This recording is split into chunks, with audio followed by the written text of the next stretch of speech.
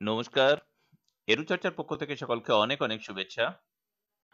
এখন আমি আলোচনা করব কোর্স ৫০৮ একক ১ থেকে ইউনিট ১ একক ১ থেকে গুরুত্বপূর্ণ ৫ ও ১০ নম্বরের কয়েকটি প্রশ্ন। এবং এই প্রশ্নগুলি যদি আপনারা পড়ে যেতে পারেন তাহলে এর মধ্য থেকে যত প্রশ্নই আসুক না কেন আপনারা কিন্তু তার উত্তর করতে পারবেন। এখানে আমি মোট ৭টি কোশ্চেন বাছাই করেছি। তাতে হিসেব করে দেখা যাচ্ছে যে একটি প্রশ্ন পড়লে কিন্তু আপনারা ২-৩ টে প্রশ্নেরও উত্তর পেয়ে যাবেন তার মধ্য থেকে। সেভাবেই প্রশ্নগুলো বাছাই করা হয়েছে। আমি এক, এক করে প্রশ্নগুলো পড়ে দিচ্ছি। ১ নম্বর প্রশ্ন, কলাবিদ্যা কাকে বলে? প্রাথমিক স্তরে কলাবিদ্যার গুরুত্ব কতখানি সে সম্পর্কে আলোচনা করুন। এরই অথবাতে কলা শিক্ষার মাধ্যমে একটি শিশুর সৃজনশীলতার বিকাশ কিভাবে ঘটে তা আলোচনা করুন। দেখুন এই গুরুত্ব আর সৃজনশীলতার বিকাশ প্রায় কাছাকাছি। সেই জন্য এখানে অথবা দিয়ে রাখা আছে। তারপরে ২ নম্বর প্রশ্ন, কলা বা শিল্প কাকে বলে? বিভিন্ন ধরনের কলা বা শিল্প সম্পর্কে আলোচনা করুন অথবা চারুশিল্প এবং কারুশিল্পের মধ্যে সম্পর্ক এবং পার্থক্যগুলি আলোচনা করুন। ৩ নম্বর প্রশ্ন, ভিজুয়াল আর্ট বা দর্শন সম্বন্ধীয় শিল্প বা কলা অথবা পারফর্মিং আর্ট বা প্রকাশ্যে অনুষ্ঠেয় শিল্প কি? এই সম্পর্কে বিস্তারিত আলোচনা করুন। এই প্রশ্নটি বড় প্রশ্ন, ১০ নম্বরের জন্য হতে পারে।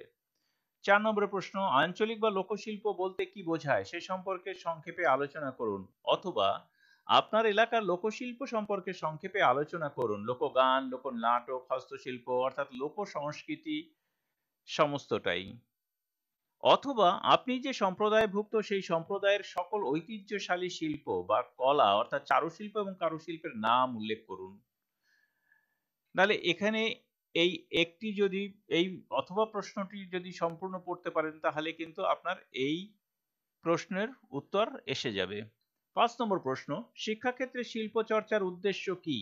শিক্ষক হিসেবে আপনি কিভাবে একটি শিশুকে শিল্প চর্চায় উৎসাহিত করবেন? ৬ নম্বর প্রশ্ন, ভারতের নৃত্য চর্চা সম্পর্কে আলোচনা করুন। শিশুদের নৃত্য চর্চা করা প্রয়োজন কেন?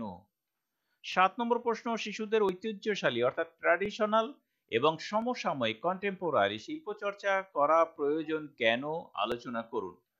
এই ৭টি প্রশ্ন আমি ইউনিট ১ থেকে নিয়েছি। এই প্রশ্নগুলো উত্তরগুলো কোথায় পাবেন আমি তা একবার এখন দেখিয়ে দিচ্ছি।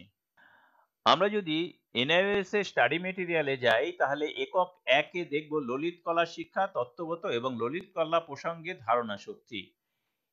এখান থেকেই আপনারা কিন্তু প্রশ্নের উত্তর কোথায় পাওয়া যাবে সেগুলো আপনারা জেনে যাবেন। দেখুন এখানে ললিত কলা শিক্ষা বলতে কি বোঝায়, দর্শন সংক্রান্ত ললিত কলা বলতে কি বোঝায়, প্রকাশ্যে অনুষ্ঠেয় শিল্প মাধ্যম বলতে কি বোঝায়, ললিত কলা শিক্ষার প্রকৃতি ও পরিধি। আপনারা এইগুলো যদি একটা একটা করে ধরেন তাহলে দেখবেন প্রশ্ন যেগুলো দেয়া রয়েছে সেগুলো কিন্তু এর মধ্য থেকে উত্তর থাকবে। এরপরে দেখুন প্রাথমিক স্তরে ললিত কলা শিক্ষার গুরুত্ব, দর্শন সংক্রান্ত ললিত কলা শিক্ষার গুরুত্ব এবং প্রকাশ্যে অনুষ্ঠেয় শিল্প মাধ্যমের প্রয়োজনীয়তা এবং গুরুত্ব। এর কি কি রয়েছে না, নাচ রয়েছে, নাটক রয়েছে, সঙ্গীত রয়েছে।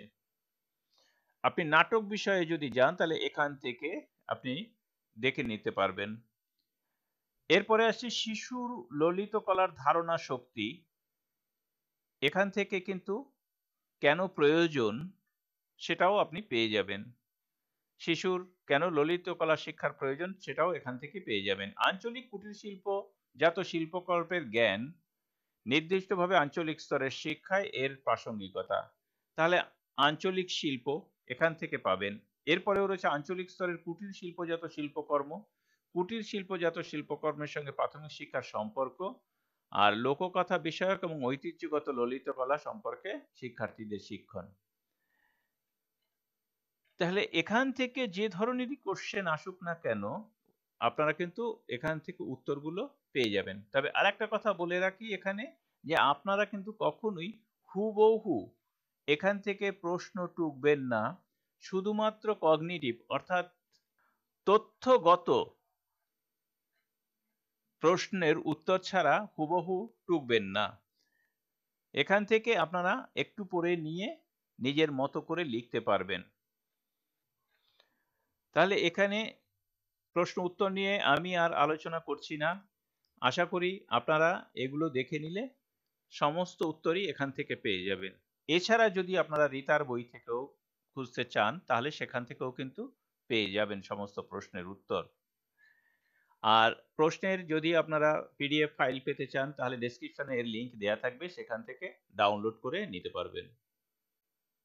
তাহলে এখন এই পর্যন্তই। ভালো থাকবেন, সুস্থ থাকবেন। সকলকে ধন্যবাদ জানিয়ে শেষ করছি।